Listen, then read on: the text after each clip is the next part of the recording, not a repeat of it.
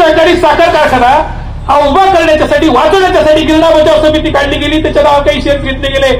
नंतर ते Girna motion sugar agro and allied industries नावाची कंपनी काढली. त्या कंपनीच्या नावावर काही शेअर घेतले गेले. त्या सगळ्या शेअर सर्टिफिकेट त्याचे सगळे डॉक्युमेंट्स ते मी कोर्टामध्ये दिले. एनसीएलटी कोर्टमध्ये माझं पिटिशन चालू आहे, जे हे सत्ता असल्यामुळे चालू देत नाही.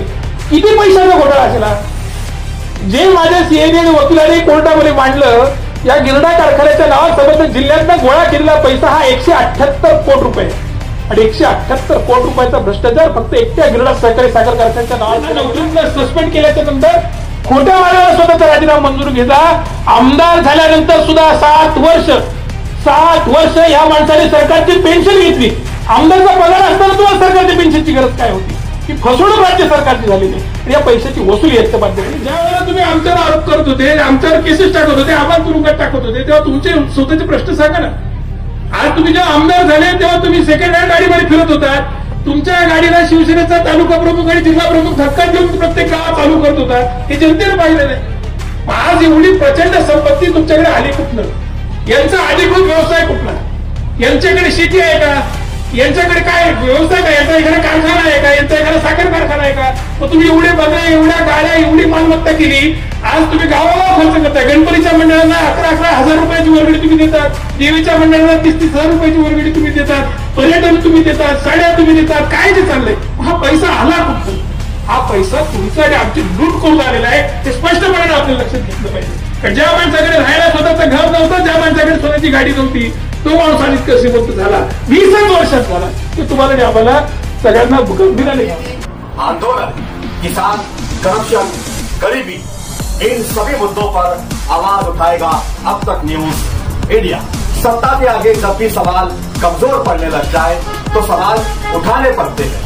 बोल के लब आजाद है तेरे, बोल के सच जिंदा है अब तक. Unique academy computer end coaching classes, जहां नर्सरी और जूनियर सीनियर केजी क्लासेस से लेकर 11वीं और 12वीं जमातों के लिए कोचिंग क्लासेस जारी हैं। यूनिक एकेडमी में ऑडियो और वीडियो स्क्रीन का इंतजाम भी किया गया है। 5वीं, 6ठी, 7वीं और 8वीं जमात की स्पेशल क्लासेस भी जारी हैं। उर्दू, इंग्लिश, मराठी और मैथ्स की बेसिक क्लासेस भी जारी हैं। लड़कियों के लिए बिल्कुल सेपरेट क्लासरूम। यूनिक एकेडमी में अपने बच्चों का एडमिशन करवाएं। हमारा पता याद रखिए, शहीद अब्दुल हमीद कुसुम्बा रोड, नेहाल नगर पुलिस स्टेशन के सामने, मालेगांव। आज 20 वर्ष झाले आमदार आहेत, 10 वर्ष झाले मंत्री आहेत, पण मग या 10 वर्षामध्ये मालेगाव जिल्हा करण्यासाठी तुम्ही काय प्रयत्न केला? मालेगाव जिल्हा व्हावा म्हणून जितकेही प्रश्न सभागृहामध्ये टाकले गेले किंवा विचारले गेले ते सगळे अपूर्व भाऊ आमदार असताना विचारले गेले। अपूर्व भाऊच्या व्यतिरिक्त कुठल्या आमदारानं मालेगाव जिल्हा व्हावा म्हणून सभागृहात आवाज उचलला असेल ते काही आमदारांनी उचललेला नाही। मग तुम्ही मंत्री असताना मालेगाव जिल्हा का करून दिला नाही? तुम्ही आमचा नारपाचा प्रकल्प का करून दिला? आज सगळीकडे फक्त कॉन्क्रीट टाकले कशासाठी? तुमचा आरएमसीचा धंदा म्हणून।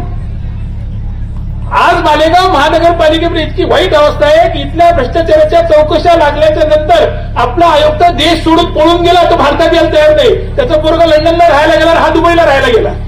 आणि मला वाटतं आता मंत्री साहेबांची सुद्धा सगळी गुंतवणूक दुबईला चाललेली आहे। त्यांना इंग्लिश येत नाही, हिंदी येत नाही, त्यामुळे ते दुबईलाच राहू शकतात। आणि निवडणूक झाली की ते सुद्धा दुबईला बॅग घेऊन जातील हे लक्षात ठेवा। त्यामुळे हे ते सगळे पैसे बाहेर ठेवले, त्यामुळे इथं काही दिसत नाही। मुंबईमध्ये फिरताना आम्ही डिफेंडर घेऊन फिरतो, इथं जनतेला आम्ही दाखवत नाही। मुंबईमध्ये आमच्याकडे किती मोठं कॉर्पोरेट ऑफिस आहे ते आम्ही जनतेला कळू देत नाही। 100-200 सीए ठेवलेले आहेत। इतके माणसं यांच्या पैशाचा हिशोब करायला उत्तर मुंबईमध्ये कार्यालय घेऊन बसली आहेत। त्या ठिकाणी तुमचं कार्यालय काय करत आहे तुम्ही लोकांना कधी सांगणार आहात? ते मालेगावच्या जनतेला कळू द्या। आणि ज्या वेळेला तुम्ही आमच्यावर आरोप करत होते, आमच्यावर केसेस टाकत होते, आम्हाला तुरुंगात टाकत होते, तेव्हा तुमचे स्वतःचे प्रश्न सांगा ना। आज तुम्ही जेव्हा आमदार झाले तेव्हा तुम्ही सेकंड हँड गाडीमध्ये फिरत होता।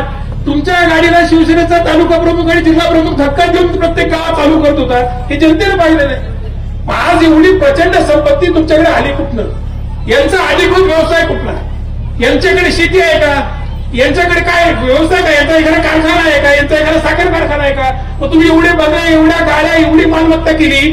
आज तुम्ही गावाला खर्च करताय। गणपतीच्या मंडळांना 11,000 रुपयाची वर्गणी तुम्ही देतात, देवीच्या मंडळांना 30,000 रुपयाची वर्गणी तुम्ही देतात, पर्यटन तुम्ही देतात, साड्या तुम्ही देतात। काय ते चाललंय? हा पैसा आला कुठून? हा पैसा तुमचा आणि आमची लूट करून आलेला आहे। हे स्पष्टपणे आपल्याला लक्षात घेतलं पाहिजे। ज्या माणसाकडे राहायला स्वतःचं घर नव्हतं, ज्या माणसाकडे स्वतःची गाडी नव्हती, तो माणूस आणि इतकं श्रीमंत झाला 20च वर्षात झाला, की तुम्हाला आणि आम्हाला सगळ्यांना गंभीराने घ्यावं लागणार. यांना नोकरीतनं सस्पेंड केल्याच्या नंतर खोट्या मार्गाने स्वतःचा राजीनामा मंजूर घेता. आमदार झाल्यानंतर सुद्धा 7 वर्ष या माणसाने सरकारची पेन्शन घेतली. आमदारचा पगार असताना तुम्हाला सरकारच्या पेन्शनची गरज काय होती? ही फसवणूक राज्य सरकारची झालेली आहे आणि या पैशाची वसुली याच्या माध्यमातून केली पाहिजे. गिरणा सहकारी साखर कारखाना हा उभा करण्यासाठी, वाचवण्यासाठी गिरणा बचाव समिती काढली गेली. त्याच्या नावावर काही शेअर्स घेतले गेले. नंतर ते गिरणा मोसम sugar agro and allied industries नावाची कंपनी काढली. त्या कंपनीच्या नावावर काही शेअर्स घेतले गेले. त्या सगळ्या शेअर सर्टिफिकेट्सचे सगळे डॉक्युमेंट्स मी कोर्टामध्ये दिले. एनसीएलटी कोर्टमध्ये माझं पिटिशन चालू आहे, जे हे सत्ता असल्यामुळे चालू देत नाही. किती पैशाचा घोटाळा असेल? जे माझ्या सीएडी आणि वकिलांनी कोर्टामध्ये मांडलं, या गिरणा कारखान्याच्या नावात संबंधित जिल्ह्यातनं गोळा केलेला पैसा हा 178 कोटी रुपये आहे. आणि 178 कोटी रुपयाचा भ्रष्टाचार फक्त एकट्या गिरणा सहकारी साखर कारखान्याच्या नावावर केला गेला. त्यातला 1 रुपया सुद्धा हा भुजबळ साहेबांच्या कंपनीने घेतलेला नाही. 2 कोटी रुपये यांनी आरटीजीएस केले असा कागद ते दाखवतात, पण कुठलंही ऑफिशियल भागीदारी भुजबळ साहेबांनी त्यांना दिलेले नाही. भुजबळ साहेबांच्या कंपनीमध्ये यांचा कोणालाही संचालक घेतलेलं नाही. आणि म्हणून इतक्या मोठ्या प्रमाणात पैशाचा एका प्रकल्पाच्या नावावर काढला जात असेल तर कशा अर्थानं तुमचा विकास त्यांनी केलाय आणि कशा पद्धतीचा विकास केलाय, काय दर्जाचा विकास केलाय? प्रत्येक गावात प्रत्येक कुटाला शेड बांधलं, बाकी काय केलं? समाज उपयोगी असं काय केलं? मूलभूत काय केलं? पाण्याच्या किती योजना केल्या? आज किती धरणं बांधली, किती बंधारे बांधले? प्रसंगाला असताना, पुष्पदेवी असताना आपण केलेली कामं आजही शाबूत उभी आहेत. दर्जेदार विकास चालू आहे. आणि तुमच्या भागात काय चाललंय आपण पाहिलं. चिंचवडचं तुमच्या शेजारचं उदाहरण आहे. काम चालू असताना दर्जा पडला, भैया तुम्हीच होते, आपण गेलो होतो तिथं. 4 कामगार बिचारे त्या दर्जाखाली उद्घाटनाच्या आधीच मेले. अशा पद्धतीचा निकृष्ट विकास यांच्या माध्यमातून या तालुक्याचा झाला आणि त्याच्यात तुमची आमची लूट करून हा पैसा गोळा केलेला आहे. त्या निवडणुकीला पैशाचा महापूर येईल. चिंता करू नका, पैसे घ्या, ते पैसे तुमचेच आहेत, पण मत त्याला देऊ नका. हे प्रामाणिकपणाने तुम्हाला सांगायचं. आणि पैशावर निवडणुका जिंकल्या जात नाहीत. आपल्या बाजूच्या नगर जिल्ह्यामध्ये निवडणूक झाली, 250 कोटी रुपये भाजपच्या उमेदवाराने खर्च केले. 250 कोटी वाचून सुद्धा त्याला निवडून दिलेलं नाही. नाशिक शहरामधल्या निवडणुकीमध्ये 90 कोटी रुपये खासदारांनी खर्च केले, पण 90 कोटी खर्च करून जनतेने त्यांना निवडून दिलेलं नाही. त्यामुळे जो धडा तुम्ही शिकवला तो आता परत शिकवण्याची वेळ आहे.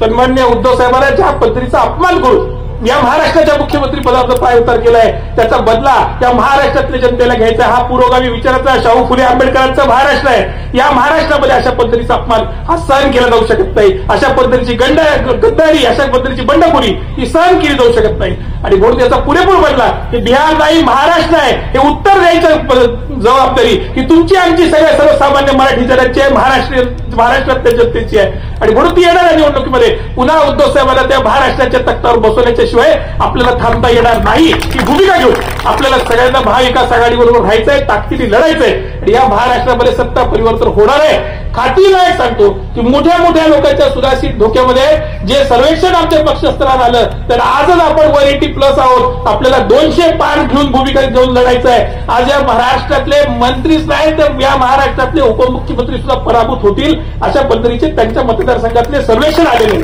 आणि म्हणून खूप जोरदार वातावरण महाराष्ट्रात आहे. सत्ता परिवर्तनाची परिस्थिती महाराष्ट्रात आहे. देशात सुद्धा परिवर्तन होणार आहे. आणि म्हणून ते डबल इंजिनचं सरकार जे तुम्हाला सांगत होते, ते डबल इंजिनचं काँग्रेस, राष्ट्रवादी काँग्रेस आणि शिवसेनेचं सरकार हे दिल्लीत पण येणार आणि गल्लीत पण येणार. ही भूमिका आपल्याला सगळ्यांना लक्षात ठेवायची आहे. यांनी जी आपली गेली 10 वर्ष लूट केली ती लूट थांबवायची आहे. आणि ह्या पुन्हा एकदा काँग्रेसच्या, राष्ट्रवादी काँग्रेसच्या आणि शिवसेनेच्या ताब्यामध्ये हा महाराष्ट्र आणि हा देश आपल्याला द्यायचा आहे. या भूमिकेतनं आपण सगळेजण लढत राहू एवढंच या प्रसंगी सांगतो. आपण सगळेजण मोठ्या संख्येला आलात त्याबद्दल तुमचे सगळ्यांचे आभार व्यक्त करतो. ज्या ज्या व्यापाऱ्यांनी कृषी उत्पन्न बाजार समितीचा घटक म्हणून या ठिकाणी काम करायला सुरुवात केली आहे त्या सगळ्यांना मनापासून शुभेच्छा देतो. अजूनही काही तुमच्या भागातले, परिसरातले व्यापारी असतील की ज्यांना मार्केटचे लायसन्स घ्यायचे असतील तर माझ्याकडे मार्केटमध्ये या एका दिवसात तुम्हाला लायसन्स देण्याची जबाबदारी आम्ही घेऊ. सेम डे तुमच्या हातात लायसन्स मिळेल.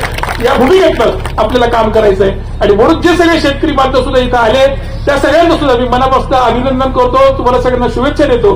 आणि ही कृषी उत्पन्न बाजार समितीची खरेदी विक्री आपण ज्या सुरू केलेली आहे हे खरेदी विक्री पुरतच न राहता उपबाजाराचा दर्जा देण्यापर्यंत मोठा आपण करू शकू अशा पद्धतीची अपेक्षा ही तुमच्या सगळ्यांकडनं व्यक्त करतो. अशा पद्धतीची प्रार्थना परमेश्वराच्या चरणी करतो आणि आपली सगळ्यांची रजा घेतो. जय हिंद, जय महाराष्ट्र.